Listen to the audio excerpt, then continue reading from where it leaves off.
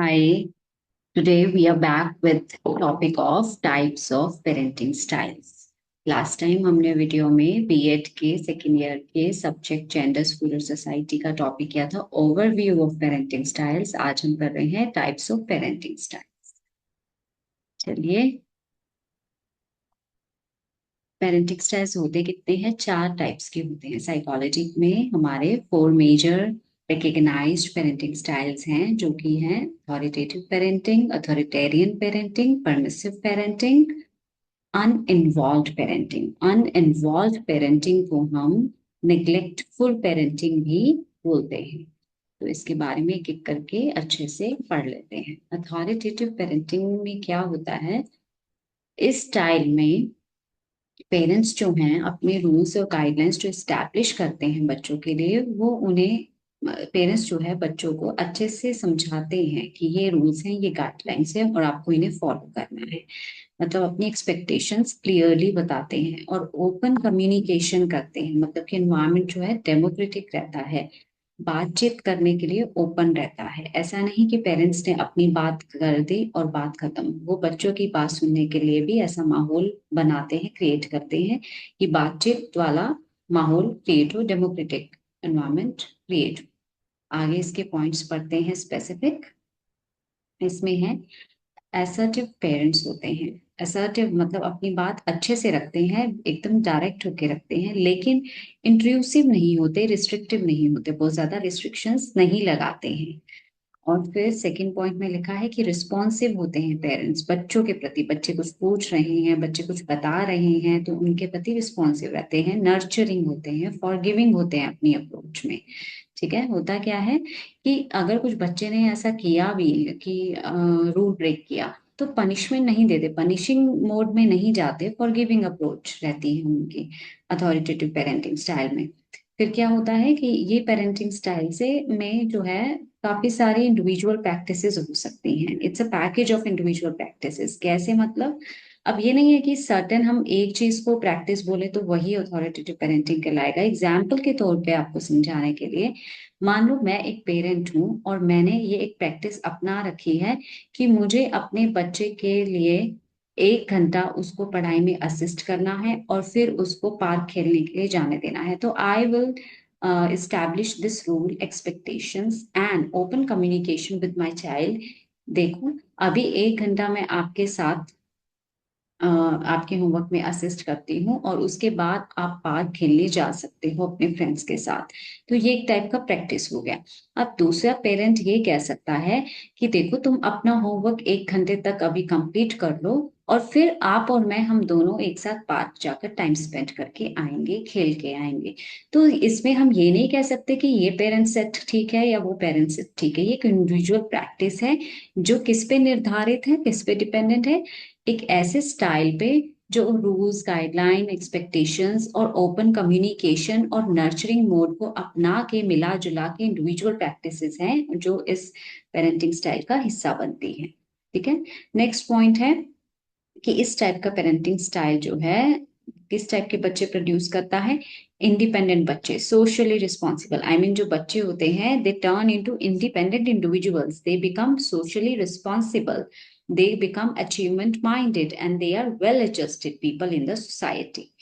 फिर उसके बाद नेक्स्ट लिखा है कि डिसिप्लिनरी मेथड्स होते हैं लेकिन सपोर्टिव होते हैं, प्यूनिटिव नहीं होते। मतलब फिर से सेम कि पनिशिंग पनिशिंग मोड नहीं होता है, सपोर्टिव मोड होता है। ऐसा नहीं कि बच्चों को डिसिप्लिन नहीं किया जाता, किया जाता है, लेकिन पनिशमेंट यूज करके नहीं किया जाता। उसके बाद आगे बढ़ते हैं। वॉमरेंट जो साइकोलॉजिस्ट रहे हैं, उन्होंने बोला है, जो रहे हैं उन्होंने कहा है कि जो पेरेंट्स हैं क्लियर स्टैंडर्ड्स जो हैं इम्पार्ट करते हैं, क्लियर स्टैंडर्ड्स जो है मॉनिटर करते हैं अपने बच्चों के कॉन्डक्ट को लेकर। Okay. Parents monitor and impart clear standards for their childrens conduct. Next point is these parents are willing to listen to questions and ask questions. ये वाले पेरेंट्स जो हैं अपने बच्चों से क्वेश्चन पूछने के लिए और अपने बच्चों से क्वेश्चन सुनने के लिए और पूछने के लिए दोनों ही तरीके से विलिंग रहते हैं कि बच्चे भी कुछ क्वेश्चन पूछ रहे हैं तो विलिंग रहे सुनने के लिए, और जो है खुद भी क्वेश्चन पूछते हैं बच्चों से। और अगर बच्चे एक्सपेक्टेशंस मीट नहीं कर पाते, कहीं फेल होते हैं एक्सपेक्टेशन मीट करने में, तो इस इस स्टाइल में पेरेंट्स अपने बच्चों को एनकरेज करते हैं रिस्पॉन्सिबल बनने के लिए, और उनको अपने बारे में सोचवाने के लिए, बच्चों को अपने बारे में सोचवाने के लिए, और ये सोचने के लिए रीजन इस तरीके से बात करते हैं कि वो रीजंस देख पाए, कंसीडर कर पाए, उन रूल्स के पीछे के रीजनिंग जान पाए बच्चे। नेक्स्ट फीचर्स क्या लिखे हैं अथॉरिटेटिव पेरेंटिंग के, कि ये मोस्ट इफेक्टिव स्टाइल है, बेनिफिशियल पेरेंटिंग स्टाइल है, और इस टाइप के पेरेंट्स को पहचानना बहुत ही आसान है, क्योंकि उनके ओपन कम्युनिकेशन स्टाइल से ही वो पहचान लिए जाते हैं कि अथॉरिटेटिव पेरेंट्स हैं। Marked by high expectations from children and healthiest environment created by parents for a growing child.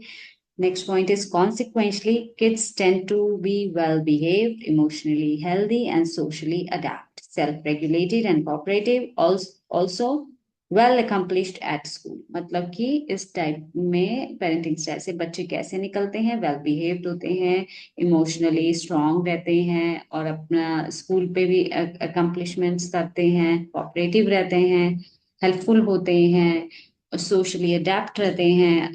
तो इस तरीके के क्वालिटीज उनमें दिखते हैं। अब नेक्स्ट पॉइंट बोल रहा है कि हम सोच रहे हैं इतने सारे पॉइंट्स पढ़ने के बाद कि कितना बेस्ट टाइप का पेरेंटिंग स्टाइल है, तो हम सब इसी को क्यों नहीं अपनाते, या इसी टाइप का पेरेंटिंग स्टाइल समाज में देखने को क्यों नहीं मिलता, ताकि सब बच्चे इसी तरीके से वेल बिहेव्ड ह्यूमन बींग्स में कन्वर्ट हों। उसका रीजन ये है कि when authoritative parenting might not work, कब काम नहीं करती, कभी क्या होता है, एक तो इसके आगे रीजंस आपको पढ़ने को मिलेंगे कि कल्चर और जो है बैकग्राउंड काफी डिफरेंट होता है फैमिलीज का, सोसाइटी में सब एक जैसे लोग नहीं होते, उनका एजुकेशन डिफरेंट हो सकता है, उनका जॉब अलग अलग हो सकता है, तो इसलिए पेरेंटिंग स्टाइल डिफरेंट चला जाता है पेरेंट टू पेरेंट। और फिर क्या होता है कि चाइल्ड का अपना टेम्परामेंट होता है, चाइल्ड के अपने इन्फ्लुएंसेस होते हैं, चाइल्ड का जो पीयर ग्रुप होता है, फ्रेंड ग्रुप होता है, उसका भी इन्फ्लुएंस होता है, पीयर प्रेशर होता है, तो वो अथॉरिटेटिव पेरेंटिंग स्टाइल को के इफेक्ट्स को जो है ना वीकन कर देता है, मिनिमाइज कर देता है कभी कभी इस टाइप का इन्फ्लुएंस। तो इसीलिए इस टाइप के कुछ सिचुएशंस में अथॉरिटेटिव पेरेंटिंग जो है फ्रूट्स नहीं देती, रिजल्ट्स नहीं देती, इट माइट नॉट वर्क। अब नेक्स्ट पॉइंट पे चलते हैं कि अथॉरिटेटिव पेरेंटिंग की रिकॉग्निशन क्या है, उसको पहचानते कैसे हैं। तो हम सर्टेन क्वेश्चंस पूछ के पहचान सकते हैं कि ये अथॉरिटेटिव पेरेंटिंग स्टाइल फॉलो कर रहे हैं ये पेरेंट्स या नहीं कर रहे हैं। तो फर्स्ट क्वेश्चन है कि क्या आपको आपके बच्चे का दिन का स्ट्रक्चर पता है, मतलब क्या आपने अपने बच्चे के रूटीन को स्ट्रक्चर कर रखा है, प्लान बेड टाइम है, हाउस होल्ड रूल्स बच्चे को अच्छे से समझ आए हुए हैं। फिर नेक्स्ट पॉइंट है कि क्या आपने कोई कॉन्सिक्वेंसेस रखे हुए हैं कि अगर बच्चा कोई हाउस होल्ड रूल्स ब्रेक करता है या अपने रूटीन स्ट्रक्चर को डिस्टरप्ट करने की कोशिश, मतलब कि उसको तोड़ने की कोशिश करता है या तोड़ता है, तो उसके कोई कॉन्सिक्वेंसेस हैं। कॉन्सिक्वेंसेस का मतलब कि what do you do after it, like do you punish your child, और what how do you deal with it, what are the consequences, are there any consequences. और फिर नेक्स्ट पॉइंट है, does your child understand the expectations that you have for their behaviour and are this expectation reasonable. इस point में ये लिखा है कि जो आपने एक्सपेक्टेशंस अपने बच्चे से रखी हुई है, क्या बच्चा भी उन एक्सपेक्टेशंस को समझता है, इसका मीनिंग क्या है, क्या आपने ओपन कम्युनिकेशन से बच्चे को समझाई है वो सारी एक्सपेक्टेशंस या रूल्स उनके बिहेवियर के लिए। और फिर क्या वो एक्सपेक्टेशंस रीजनेबल है, मतलब ऐसा तो नहीं है कि कुछ मतलब एकदम आउट ऑफ कॉन्टेक्स्ट एक्सपेक्टेशन है, या फिर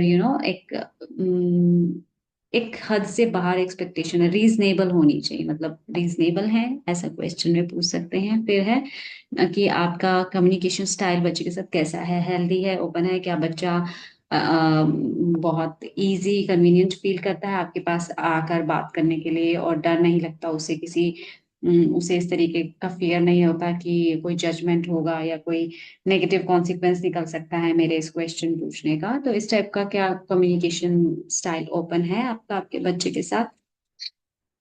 चलिए अब हम नेक्स्ट